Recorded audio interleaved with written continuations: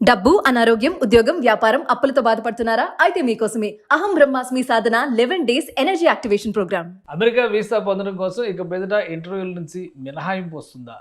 కొత్తగా నిబంధనలు అమలులోకి తీసుకొచ్చే ప్రయత్నం జరుగుతుందా? లేదా పాత నిబంధనల్ని మరోసారి పదును పెట్టేటువంటి ప్రయత్నం జరుగుతున్నాయి? ఈ అంశాన్ని విశ్లేషించేటువంటి ప్రయత్నం చేద్దాం. మనతో పాటు లా రీసెర్చర్, అమెరికన్ లా రీసెర్చర్ సాయి శ్రీనివాస్ గారు. సాయి శ్రీనివాస్ గారు నమస్తే. నమస్తే సార్. సాయి శ్రీనివాస్ గారు ఏంటి కొత్తగా చెప్తున్నారు? వీసా ఇంటర్వ్యూకి వెళ్ళాల్సినటువంటి అవసరం లేదు, డ్రాప్ బాక్స్లతోనే సరిపోతుంది అంటే అసలు ఏ కేటగిరీలు వాళ్ళకి వస్తుంది? ఇది అసలు నిజమేనా? ఏం జరుగుతుంది అమెరికా వీసాల మన వాళ్ళకి? ఎందుకంటే 9 నెలలు, 10 నెలలు, సంవత్సరం వెయిటింగ్ ఉంది వీసా ఇంటర్వ్యూస్ కోసం, స్లాట్సే దొరకట్లేదు. సో ఏం జరుగుతుంది ఇప్పుడు కొత్తగా? సో యూజువల్ గా ఇప్పుడు కొత్త వీసా వేవర్ రిక్వెస్ట్ ఎవరెవరికి చేయొచ్చు అంటే ఇంటర్వ్యూ వేవర్ రిక్వెస్ట్ అనేది ఒకటి ఉంటుంది సార్. అంటే నార్మల్ గా మనము ఎక్స్టెన్షన్ కానీ ఇప్పుడు నార్మల్ గా ఒక H1B హోల్డర్స్ కి 6 సంవత్సరాలు వీసా ఉంటుంది సార్.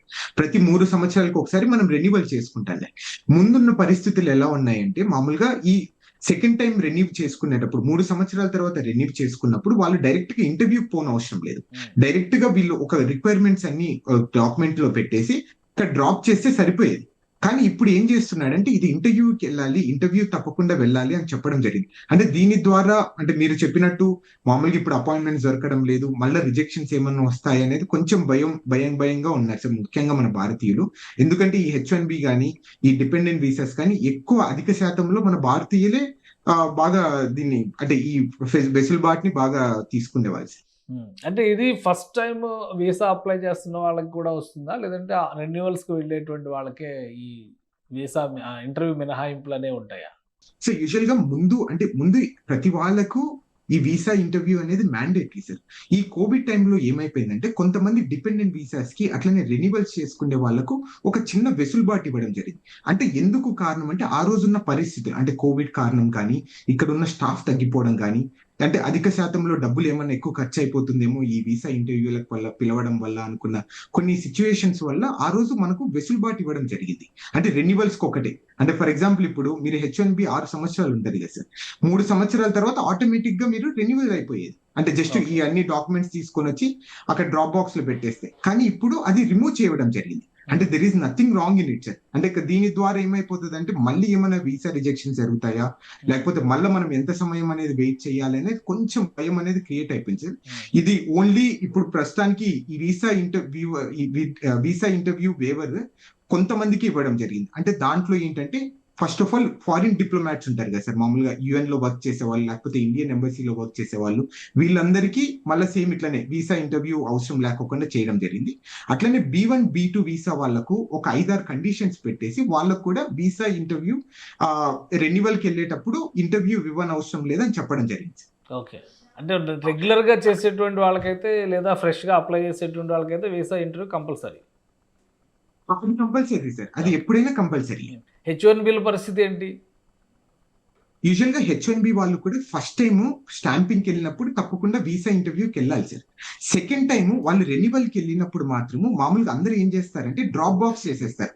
అన్ని డాక్యుమెంట్స్ అన్ని మేము ఆల్రెడీ ఒకసారి మనం ప్రూవ్ చేసుకొని ఉంటాం కదా సార్ వీసా ఇంటర్వ్యూలో. అంటే మనం లీగల్ గానే ఉంటున్నాం, మనం లీగల్ గా అన్ని చేస్తున్నామని. సో వీళ్ళు కొంచెం సడలించడం జరిగింది. సర్లే సెకండ్ టైం వద్దులే, మీరు ఫస్ట్ టైం ఆల్రెడీ ఇచ్చేసారు కదా అని. కానీ ఇప్పుడు ఏం చేశారంటే సెకండ్ టైం కూడా మ్యాండేటరీ చేయడం జరిగింది. అంటే దీని ద్వారా ఏమైపోతుంది అంటే చాలా మంది ఇండియాకి రావాలనుకున్న వాళ్ళు కూడా కొంచెం తగ్గిపోతారు సార్. ఎందుకురా ఇప్పుడు మళ్ళీ వీసా ఏమైనా క్యాన్సిల్ అయిపోతే మనకి ఇబ్బంది పడిపోతాము, మన ఇంటర్వ్యూ మళ్ళీ ఏమైనా రిజెక్ట్ చేస్తారేమో అని కొంచెం ఆ భయం అనేది క్రియేట్ అయిపోతుంది సార్ దీనివల్ల. గ్రీన్ కార్డు వచ్చినటువంటి వాళ్ళకు కూడా గ్రీన్ కార్డు ఎప్పుడు క్యారీ చేయాలి, లేదంటే కనుక వెరిఫికేషన్ ఆఫీసర్స్ ఎంక్వైరీ చేసినప్పుడు దాన్ని ప్రొవైడ్ చేయకపోతే కూడా యాక్షన్స్ ఉంటాయని ఒక ప్రచారం జరుగుతుంది. ఇందులో నిజమెంత? అసలు ఇలాంటి రూల్స్ ఏమైనా ఉన్నాయా? సార్ ఇది ఆల్రెడీ ఎప్పుడు నుండో వస్తున్న ఒక చట్టం సార్. అది section immigration and nationality act చట్టం ప్రకారం 246E క్లాస్ దాంట్లో క్లియర్ గా రాయడం జరిగింది. 18 ఏళ్ళు పైబడిన వ్యక్తి ఎవరైనా కానీ తప్పకుండా ఐడెంటిటీ ప్రూఫ్ క్యారీ చేయాలి. సో అది చేయకపోతే మీకు ఫెడరల్ మిస్డిమీనర్ గా తప్పకుండా మీరు ఛార్జెస్ ఫేస్ చేస్తారు అనేది ఆల్రెడీ రాయడం జరిగింది. అంటే ఇవన్నీ ఎందుకు తీసుకొని వస్తున్నారంటే సుమారు ఇక్కడ మనము 1,20,80,000 మంది ఇక్కడ ఆల్రెడీ ఉన్నారు సార్, వెల్ ఎస్టాబ్లిష్ గా గ్రీన్ కార్డు వచ్చిన వాళ్ళు ఉన్నారు. సో వీళ్ళందరినీ మనం ఎలా మనము హోల్డ్ ఆన్ చేయాలి, వీళ్ళందరూ ఎలా ఐడెంటిటీ ప్రూఫ్ తీసుకొని రావాలి అనుకున్న ఒక ఇంటెన్షన్ తోనే ఇది జస్ట్ ఒక ట్వీట్ చేయడం జరిగింది తప్ప ఎక్కడే గానీ మనం దీని ద్వారా ఎక్కడే గానీ భయం క్రియేట్ చేయడం కానీ ఎక్కడే గానీ లేదు. ఈ సెక్షన్ ని ఏ రోజే గానీ ఇంతవరకు ఎప్పుడే గానీ చాలా తక్కువ సందర్భాల్లో అంటే ఇది కొత్తగా వచ్చిన సెక్షనా లేదంటే ఆల్రెడీ ఉన్న సెక్షన్ ఇప్పుడు ఇంప్లిమెంట్ చేస్తాం అనేటువంటి వార్నింగ్ ఇచ్చారా? ఇది ఆల్రెడీ ఉన్న సెక్షన్ ని ఇప్పుడు ఇంప్లిమెంటేషన్ చేస్తామని చెప్తున్నారు సార్. అంతే. అంటే గ్రీన్ కార్డ్ హోల్డర్స్ లో ఎక్కువ గ్రీన్ కార్డ్ హోల్డర్స్ లో ఎక్కువ ఇండియన్సే ఉంటారు అనేటువంటిది మన వాళ్ళు నమ్మేటువంటి. ఎనీ టైం జేబులో పెట్టుకొని తిరగకపోతే చర్యలు తీసుకుంటే ఇంటి దగ్గర ఉండొచ్చు, రకరకాల రీజన్స్ ఉండొచ్చు, కారణాలు ఉండొచ్చు, కానీ చూపించాల్సింది. ఇప్పుడు పైగా అమెరికాలో కార్డు జేబులో పెట్టుకోవాల్సినటువంటి అవసరం ఉందా? ఏటీఎం కార్డులే క్యారీ చేయరు, అంతా మొబైల్ మీద నడిపిస్తారు అని చెప్పని అంటారు. సో ఈ గ్రీన్ కార్డుకి అటువంటి ఈ కాపీలు ఏమైనా ఉంటాయా, లేదంటే అది కంపల్సరీ ఫిజికల్ కాపీని క్యారీ చేయాలా?